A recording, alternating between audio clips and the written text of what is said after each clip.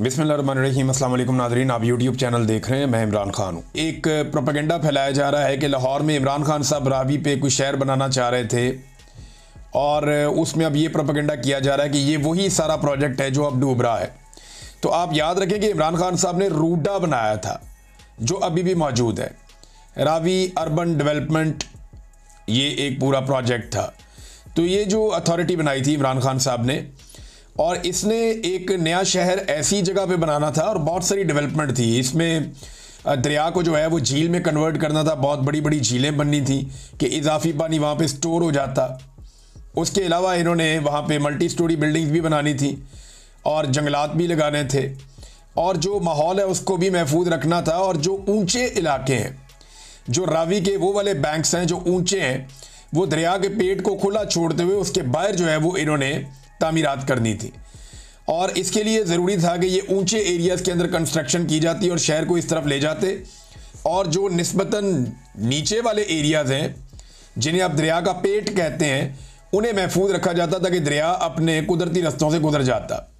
अब हुआ ये कि इमरान खान साहब का प्रोजेक्ट तो अभी भी चल रहा है, उसके ऊपर जाके नंबर टांग लेती है। कभी मरीम नवाज जाके वह अपनी फुटेज बना लेती है, कभी कुछ और कभी कुछ और अब सैलाब आया है और ये बहुत बड़ा सैलाब है। तो उसके बाद जिन सोसाइटियों को इमरान खान साहब मना कर रहे थे ना कि इनको एनओसी नहीं देना, उनके अंदर पानी घुस गया है। इमरान खान साहब ने क्या कहा था, मैंने ये आपको पिछले वीलॉग में सुनाया कि इमरान खान साहब ने कहा कि अलीम खान का प्रॉब्लम ये था कि उसने एक बहुत बड़ी ज़मीन खरीद ली थी दरिया के अंदर, यानी वो दरिया का इलाका है, दरिया की ज़मीन है जिसे अलीम खान ने ख़रीद लिया था और वो वहाँ पे ग्रीन एरिया को ब्राउन एरिया में कन्वर्ट करना चाहता था। और ये करते हुए वो वहाँ पे अपनी रेजिडेंशियल सोसाइटी को एक्सटेंशन देकर अरबों रुपया कमाना चाहता था। ये उसकी ख्वाहिश थी अलीम खान की, लेकिन इमरान खान साहब और उस्मान बुज़दार इस ख्वाहिश के रास्ते में रुकावट बन गए। उस वक्त एक हुआ करते थे SM इमरान साहब, ये इनको वाइस चेयरमैन इमरान खान साहब ने LDA का लगाया था और इन्होंने ये अप्रैल 2022 में कुछ ट्वीट्स करके कुछ चीज़ें बताई थी इमरान खान साहब की हुकूमत ख़त्म होने से चंद दिन पहले। इन्होंने लिखा कि दरिया रावी के बहाव के रास्ते में किसी भी किस्म की तामीरात गैर कानूनी है और अलीम खान साहब वहाँ 300 एकड़ रकबे पर सोसाइटी को मज़ीद फैलाना चाहते थे जिससे शहरियों का जानी और माली नुकसान हो सकता था। कानून के तहत इन्हें वहाँ तामीरात की इजाज़त देना मुमकिन नहीं था। बतौर वाइस चेयरमैन LDA मेरे पास कई बार अलीम खान साहब का खिलाफे ज़ाब्ता रिवर बेड में, ये जो दरिया के अंदर तामीरात की इजाज़त का केस आया जो मैंने प्रेशर के बावजूद मंजूर नहीं किया। इमरान खान की जानिब से, वज़ीर आज़म की जानिब से हमेशा वाज़ेह हदायत रही कि मेरिट के खिलाफ कोई काम ना हो और इस सिलसिले में मुझे हमेशा वज़ीर आज़म की सपोर्ट रही। ये SM इमरान साहब, मैं इन्हें बड़ी अच्छी तरह जानता हूँ, ये बड़े काबिल आदमी हैं और इन्होंने अलीम खान के ख़िलाफ़ ये स्टेटमेंट दिया था कि अलीम खान दरिया के अंदर सोसाइटी बनाना चाहता है और वो हम उसको नहीं बनाने देंगे, क्योंकि इमरान खान साहब ने कहा था कि कानून के ख़िलाफ़ कुछ नहीं करना। और उस दौर में एक बंदे को ट्रांसफ़र भी करवाया गया, कई बंदों के ऊपर उन्होंने चढ़ाई भी की, लेकिन इमरान खान माने नहीं। फिर जनाब उस्मान बुज़दार की हुकूमत गिरा दी गई। हमजा शहबाज की भी यहाँ पे आसपास कुछ मिलते जुलते लोगों की, उनके करीबी लोगों की वहाँ ज़मीनें और भी थी। तो अभी हमजा शहबाज ये करने वाले थे कि उनकी हुकूमत गिर गई। फिर आ गए परवेज़ इलाही साहब, और इमरान खान साहब के होते हुए तो परवेज़ इलाही साहब भी ये नहीं कर सकते थे, लिहाजा फिर इन्हें इंतज़ार करना पड़ा। और जब मरीम नवाज वज़ीर आला पंजाब बनी तो अलीम खान को उन्होंने वो NOC दे दिया जिस NOC के लिए अलीम खान मारे मारे फिर रहे थे। अलीम खान साहब एक दिन उतरे लाहौर एयरपोर्ट पे और इमरान खान साहब की हुकूमत गिरने से पहले वो पहुंचे सब्तैन खान के पास। सब्तैन खान साहब वो शख्सियत है जो इमरान खान साहब के बहुत करीबी दोस्तों में से एक हैं। वो उनके पास पहुंचे और बड़ा उनका साथ रहा इमरान खान साहब के साथ, लेकिन अब वैसे नहीं है क्योंकि वो भी कंप्रोमाइज़ बाद में उनको होना पड़ा, उनके हालात ऐसे हो गए। सब्तैन खान साहब के बाद ये उनके घर जाते हैं और जाकर कहते हैं कि वक्त आ गया इमरान खान से बदला लेने का। इमरान खान के दौर में मैं भी गिरफ्तार हुआ हूँ और अंदर गया हूँ और आप भी गिरफ्तार हुए और अंदर गए हैं, आओ मिलकर इमरान खान से बदला लेते हैं और पंजाब हुकूमत भी गिराते हैं और वफाकी हुकूमत भी गिराने में मदद करते हैं। तो उस वक्त सब्तैन खान ने इस बात से इनकार कर दिया था। अलीम खान का जो रियल इशू था वो उनकी सोसाइटी थी। वो ये चाहते थे कि कुछ भी करके उन्हें ये 300 एकड़ बेचने की इजाज़त मिल जाए, वो यहाँ पे चाइना कटिंग करें, यहाँ पे सड़कें बनाएं, यहाँ पे रास्ते निकालें और प्लॉटिंग करके लोगों को बेच दें। ये ज़्यादातर ओवरसीज़ पाकिस्तानियों को बेचने की कोशिश की गई।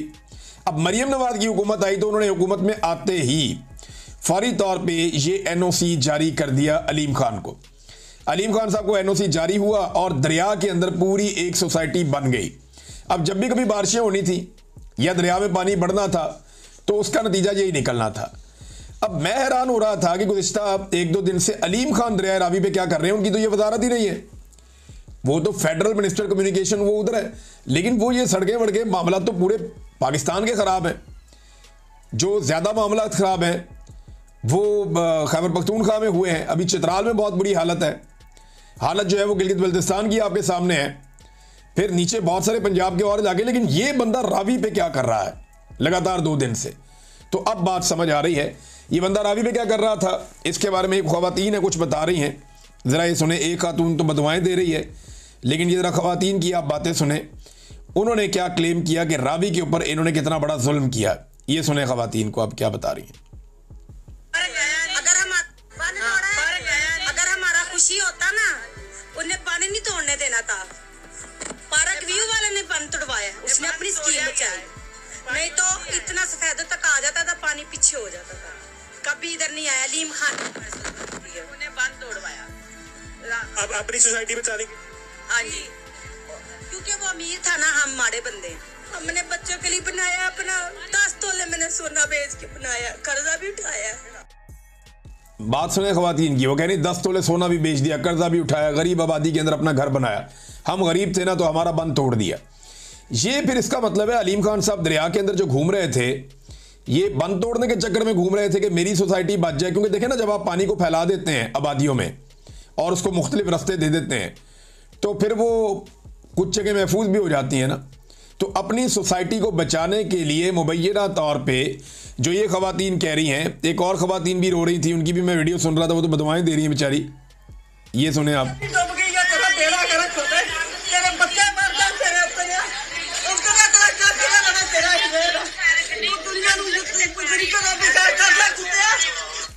ये खातून जो है वो बुरा भला कह रही हैं, बददुआएं दे रही हैं, इनका भी घर भीग गया और जो इनका घर बह गया। अब ये गरीब लोग हैं, इनके कच्चे मकानात थे, इन्होंने बेचारों ने बड़ी मुश्किल से, किसी ने जेवर बेच के, किसी ने मजदूरी करके, उधार पकड़ के इन्होंने अपने घर बनाए हुए थे। तो इनके बंद तोड़ दिए गए मुबैना तौर पे अलीम खान की सोसाइटी बचाने के लिए।